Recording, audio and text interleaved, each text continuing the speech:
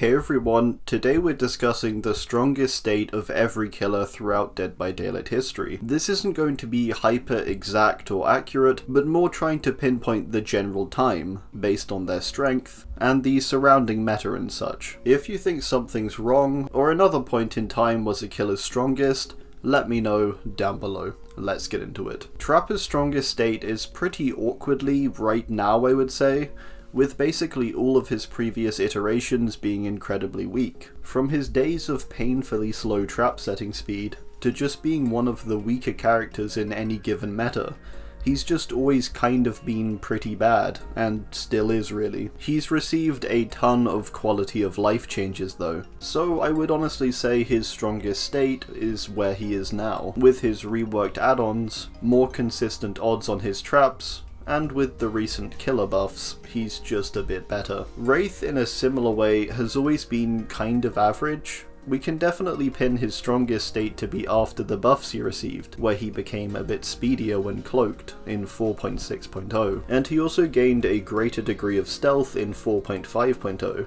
My mind is between 2 points when it comes to his strongest state, this being now after the buffs to things like hemorrhage, and in general hit and run builds, which is kind of Wraith's whole thing. Alternately, just after he received those speed updates in 4.6.0, which really gave him a boost, quite literally. Hillbilly's strongest state is definitely prior to his rework in patch 4.1.0, when his chainsaw became able to overheat, and he also received a ton of nerfs to his add-ons, with loads of them becoming weird and irrelevant. This was back when strategies like feathering the chainsaw were more viable, and he had a bunch of powerful add-ons, such as extremely fast charge up and movement speeds, which made him even stronger with things like Old Tinkerer. Also, it's worth mentioning that the maps were just better for him, compared to more indoor maps now, or ones with awkward and weird angles. Nurse has been strong throughout the entire game's history, but her strongest state was probably fairly close to her release, when she had access to up to 6 or 7 blinks, depending on add-ons. And perks like Dead Hard weren't in the game yet. Also back then, blinks wouldn't need to recharge, you'd just get them instantly back after the fatigue. Yeah, that's pretty much my assessment there. You could make an argument for almost any point really though. Shape is a tough one, but his strongest state may have been around his release, with interesting things potentially causing this, like the maps being darker, and his entire playstyle being comparatively different at the time. Realistically though, it's probably closer to now, with all the quality of life changes he's received over the years. In 5.3.0, he also received a minor add-on buff, which I would say made him that little bit better. So then to now, I would say. The thing about Hag is that over the years, she's been barely changed, and she's been strong throughout this whole time too, aside very early on, when she was a bit clunky. From patches 1.5.0 to 2.2.0, she received a ton of buffs, increasing her set speed, terror radius, teleport range, and lunge range, so her strongest point is anywhere from 2.2.0 to the current day in my opinion. She's been consistently strong throughout, maybe closer to the time of Old Ruin though. Doctor gained a good amount more power after his rework in 3.5.0, where prior his power was quite awkward. In 3.6.0 there were further quality of life changes, such as the removal of Madness passively decaying over time, the addition of harder skill checks, and a greater consistency to the Madness tiers. Also in 3.6.0, he received a bunch of add-on changes, which by and large made him stronger. Huntress's strongest state was back when you could combine Old Tinkerer with wind-up speed add-ons for super fast hatchet throws. Back then the hitboxes were also larger, and Iridescent Head could also get up to 3 hatchets when paired with Infantry Belt, which was pretty OP. Cannibal we can pin down to after his rework in 4.1.0, when he received charges for his chainsaw, and he gained the ability to sweep for longer distances, longer duration, and with more control. During this patch he also received his own unique add-ons, after previously sharing them with Hillbilly. I would pin his best state closer to the time of his rework, with a lot of newer and reworked Realm Beyond maps being fairly tricky with his power, with tighter corners, and newer loops with harsher shapes to run. That's what I've found at least. Nightmare's strongest state was after his rework, but before his considerable nerf, so around year 4, mid-year 5-ish I believe. Before 4.7.0, but after 3.1.0. This was when Freddy was at his strongest really, able to slow down the game with a combination of add-ons, such as swing chains and jump rope, then further with perks like Thanatophobia and Sloppy Butcher. This was commonly known as Forever Freddy. He gained snares instead of his weird old power, which allowed him to shut down loops incredibly well. During this time, he was really genuinely powerful, and also extremely boring. It was horrible, I'm glad it's gone. Pig has always been memed for being quite weak, with her receiving a ton of nerfs, and basically all of her patch notes just being a nerf wall. Her strongest point I would say was just after her release, but before 2.5.0 and 2.7.0. She gained buffs to her crouch transition speed and terror radius. However, she got a bit of a terror radius nerf. At this time, her bear traps would also activate when the endgame triggered. Prior to 2.7.0, inactive traps would also activate if you escaped with them on, making it an easy way to keep survivors in the trial. At this time, her special dash attack would also apply effects such as Mangled with Sloppy Butcher, so yeah, around then I think. Clown entered his best state after he received a bunch of quality of life changes in mainly 4.5.0, but also a big one in 4.0.0, when he no longer slowed down when throwing bottles. He received a second set of yellow bottles in 4.5.0, received a reduced reload time, and had his add-ons reworked for the better. A bit like Trapper, I think his best state is just now. He's always been weak, and so I think with these buffs, and the more recent general buffs to killer and killer perks, he's probably at his strongest at the moment. Spirit's peak is definitely behind her, and partly for the fact that there's actually a way to counter her phasing now, with the directional sound she has. Her add-ons are also far worse than they used to be. She had a bunch of broken stuff and combos like Mother-Daughter Ring and Prayer Beats Bracelet. Prayer Beats Bracelet making your phasing silent, and Mother-Daughter Ring giving you insane speeds whilst phasing. One of the biggest reworks was 2.3.0, when a bunch of her sounds were removed, making her harder to hear. She was also able to collide with survivors back then, which made her powers super easy to use. Even if you couldn't see them, you could locate where they were by bumping into them.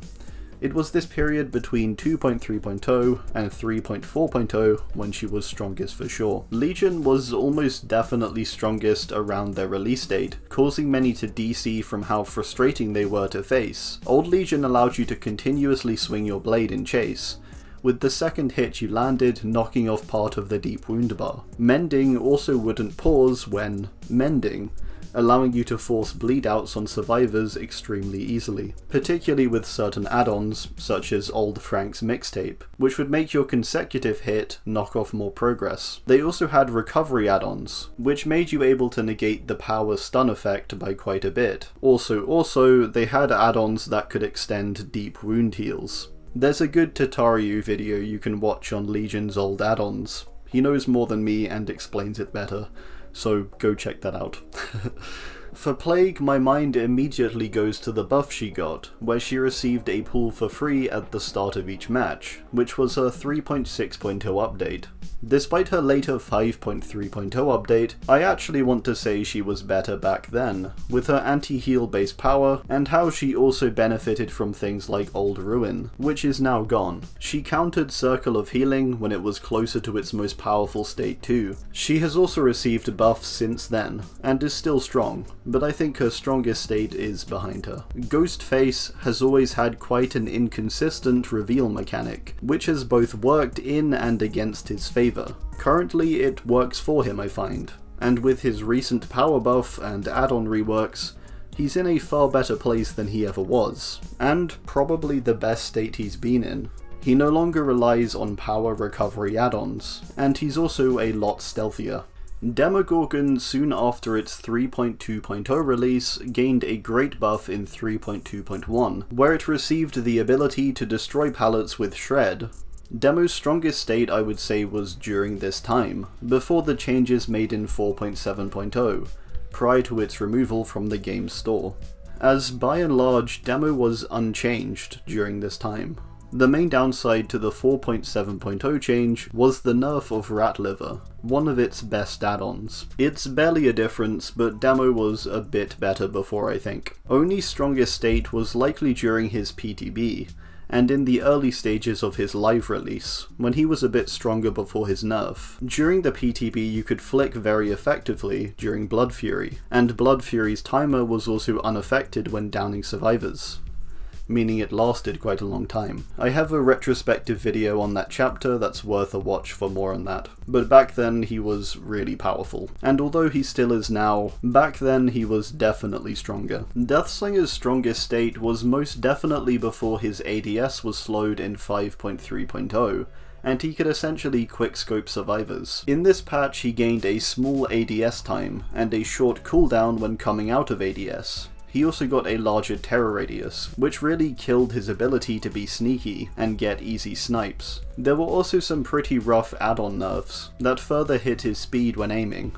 so between 3.6.0 and 5.3.0. Again, good still, but better then. Executioner we can immediately pin to some time prior to the changes made to his special attack.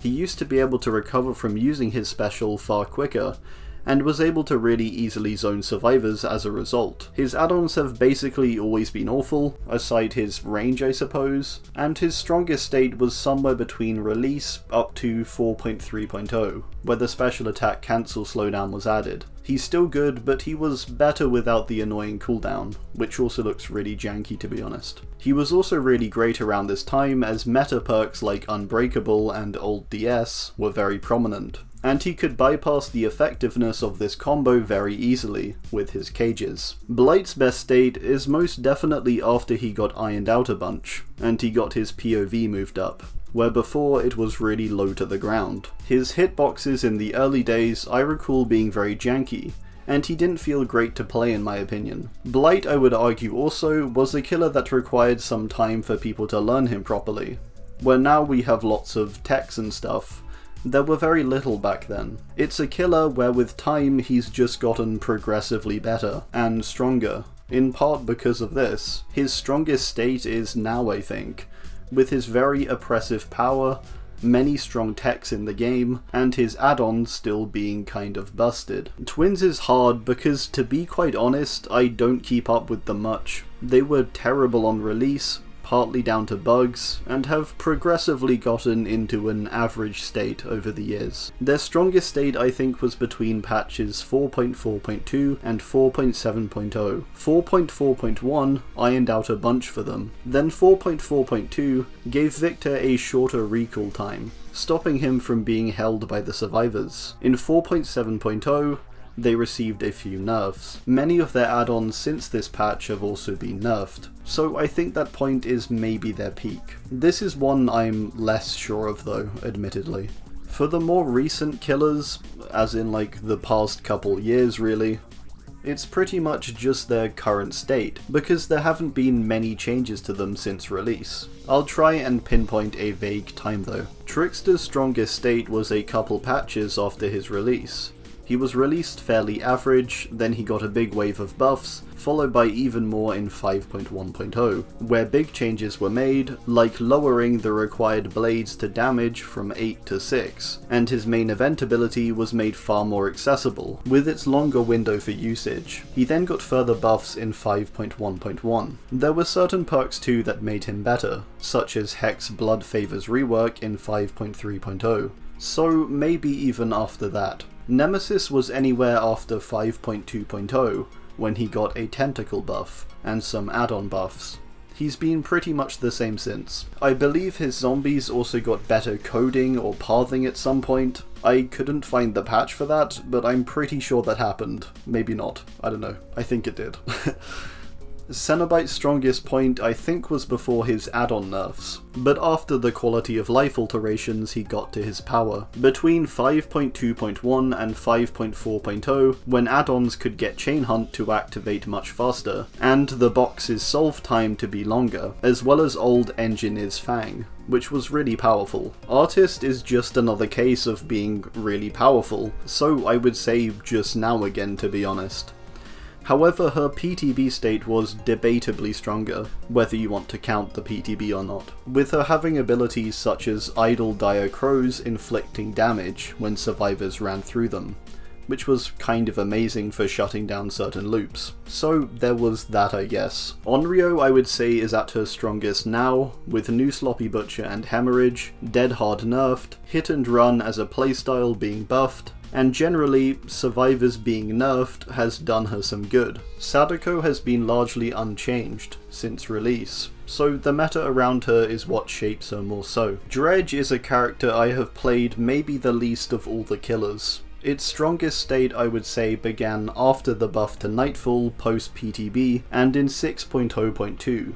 Since then, I would say it's been about the same. Mastermind has been changed very little, but I would say his PTB state was probably his strongest, and his strongest live is probably just current, after receiving some quality of life surrounding his rushes and their collision. Alright, well, that's gonna do it. I do hope you enjoyed, and be sure to drop your own thoughts on this down below. Okay, bye!